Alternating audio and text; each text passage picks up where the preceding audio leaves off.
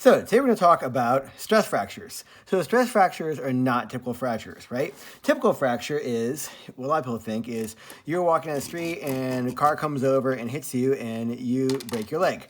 That's a regular fracture, right? So what happened is we had a very high load applied to our body in a short period of time, which overloaded our bone, and we broke and fell apart. That's not what a stress fracture is, okay? Because that's the equivalent of taking a M&M and taking a hammer and just going bam, right? That's high loads applied for a short period of time.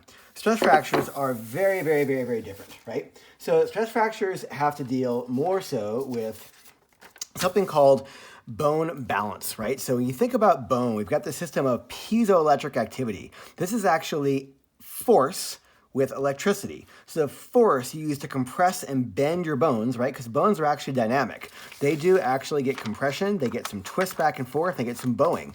And that bowing actually stimulates electrical charges, and those electrical charges stimulate cells called your osteoblasts and your osteoclasts to rebuild and remodel bone. Now, you might say, why is this important? Well, because as we move, we've always got different stresses on our bones, right? So this green line is the gravity action force is coming to the inside of the hip.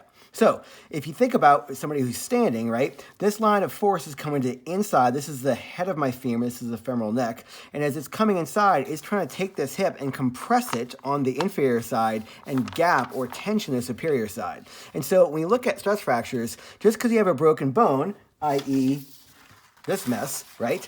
We don't treat all these the same. We have to look at what caused this system to get out of balance in the first place. So, brings us to our next point. When you look at the idea behind a stress fracture, you have to first find out, do we have a problem with energy balance, right? So many athletes out there are not adequately fueling their body for the demands they're imposing, i.e. if you're going to go run 25 miles, you have to make sure you take enough food to balance off at 25 miles.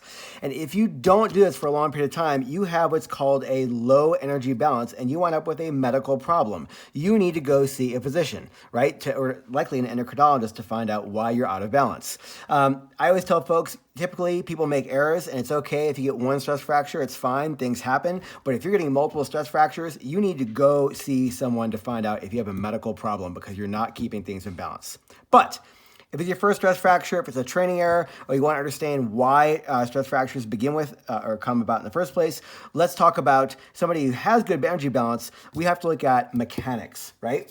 So look at mechanics. We can break all of our issues down into two aspects, right? So we said sometimes we have mechanical overload occur, right? And bone's dynamic. It is flexing, bending, bowing, right? It happens all the time, every day. But why did that get overloaded? Because we have two completely different mechanisms. Sometimes we have shock problems. Sometimes we have stability problems. So an example of this, if I take this M&M and I constantly just tap it, a little heavy, a little heavy, a little heavy, a little heavy over time, right? What happens is I wind up cracking the periosteum of the bone.